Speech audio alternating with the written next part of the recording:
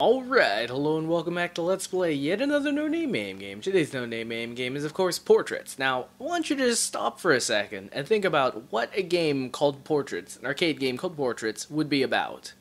And I mean, you already have a hint in that it's, like, clearly an old-school 80s game, strangely reminiscent of, Killer Comet. Well, now, does that change your picture of what's gonna happen? Believe me, it gets better. This game, unfortunately, does not have sound, but that is the least of your problems. Check this out. Your guy shoots a little laser beam that captures animals on film. A little too literally. That's great. And, oh man, it gets even better. So there's this, alright, so when I played the sound test, I tried to take a picture of the elephant, and then he got past me, he got to the right of me, and then I tried to run after him, and he, like, escaped. It was pretty cool, because the elephant was, like, actually trying to escape. Some of these critters are more camera shy than others. The monkeys, unfortunately, like to get all close and personal, but the elephant, see, the elephant, well, it's a little subtle, but the elephant tries to dodge you. He tries to stay at a nice distance. Oh, see, there we go. That's the chase. Oh, man, it's like being on a real safari. You're just hunting. Oh, that elephant got away. That's terrible. Bad. Bad. Sorry, you lose one camera. Lives are measured in cameras? Are they? I honestly can't tell what anything at the top of the screen is.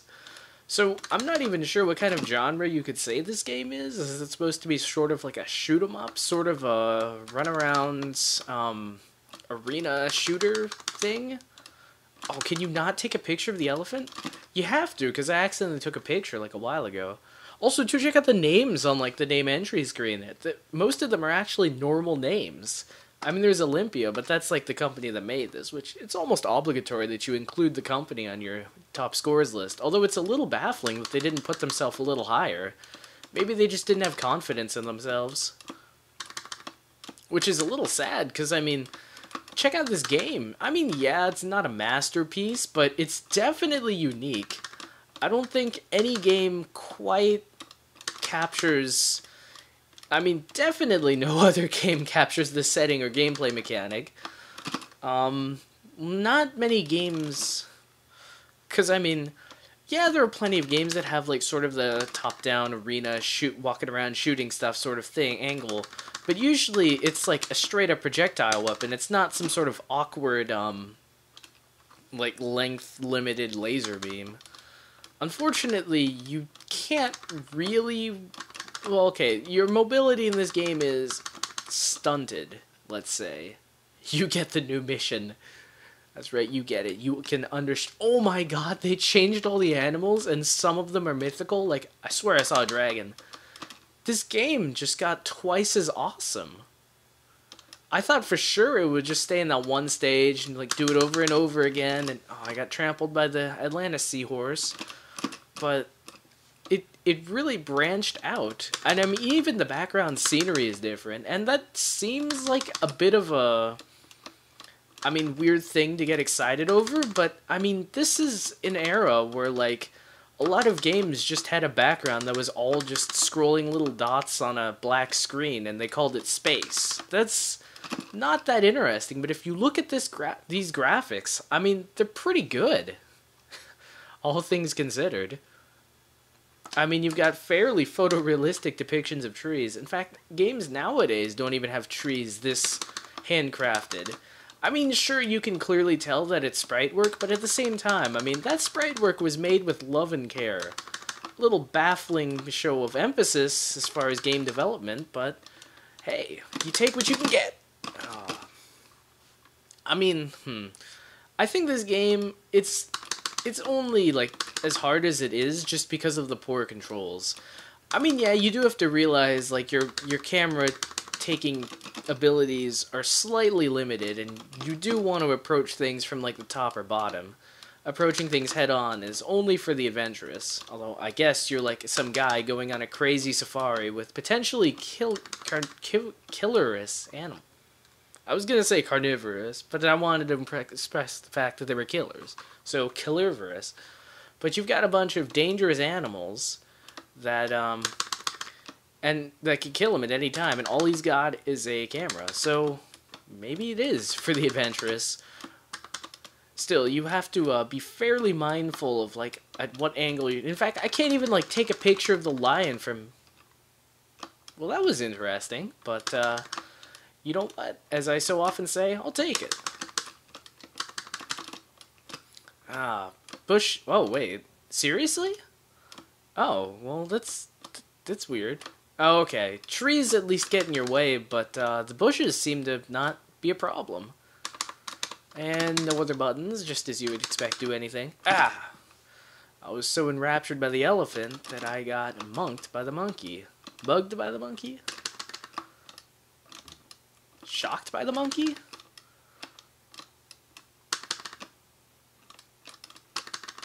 Oh, okay. I've been wondering for a while, can you get a picture of multiple animals at once? Oh, and that's that? Alright, let's try playing for reals now. Just kidding, of course. I mean, what has the rest of it been? Alright, tiger. No, tiger, no! Ever play racing games and it's like you constantly sort of... Oh, whoa, was that a chicken? You ever played a racing game where you like constantly kind of slightly tap the D-pad to always continually and slightly change the heading of your craft? Just ever so slightly. Like constantly. Oh, that's a neat touch. Bushes get in your way. Like you can't take a picture through a bush. Which is a strangely realistic touch, especially for a game in like, what, the 80s? This game... I hesitate to say exactly that it's good, just because the basic gameplay mechanic is a little terrible, but everything else about the game, and I'm assuming it has a pretty rockin' soundtrack, or at the very least 4 or 5 notes that repeat in succession over and over again in a slightly catchy sort of melody.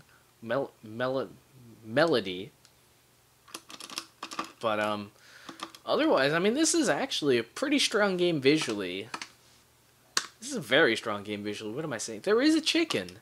There's a chicken in our African safari.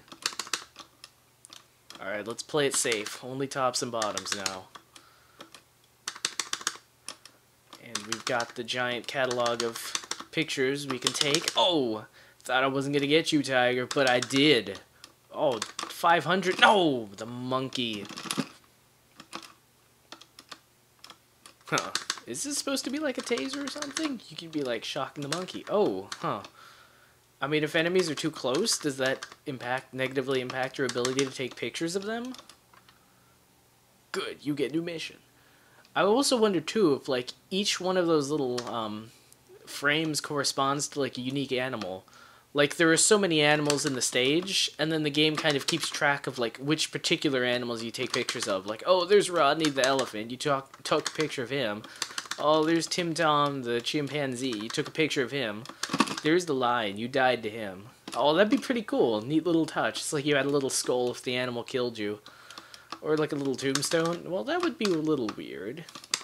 Come on. Oh. So yeah, I mean...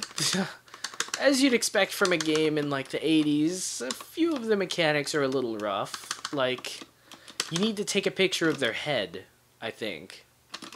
Like, the hitbox is their head. Also, how many lives do you get? I mean, not that I'm complaining. It seems like you get like 20, but... I mean... Never really made clear.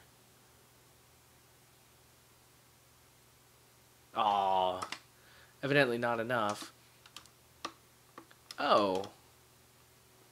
Is the roll of film your life bar? Or am I just imagining things? Maybe it is. Oh, you have limited ammo! Well, ammo is a loose term for it, but... oh, that's crazy. That's actually not such a big deal. Because, I mean, if you time things right, then you can still take pictures. Huh. Well, that's a interesting little... and then you do have little camera symbols to represent your lives. I can only assume that when the animal hits him, the guy throws down his camera in frustration, and thus breaks it. Also, in a bit of an interesting subversion, lions are actually slightly easy to... Oh, there's no time limit. The round ends when you run out of film. Wow, all of these weird little game mechanics actually sort of make sense when you sit around and pay attention to them. I still have no idea what that blue thing in the corner is, though. Huh, so I can just kind of sit around and bide my time and take good pictures. Oh god, that stupid dragon. Tempting me with his elusiveness. Alright, so let's try playing the patient game, where you just kind of sit around and at your leisure take pictures of animals. I'm expecting at least a top high score, if not an all-time record. Not so ferocious now, Mr. Tiger, when I know there's no time limit.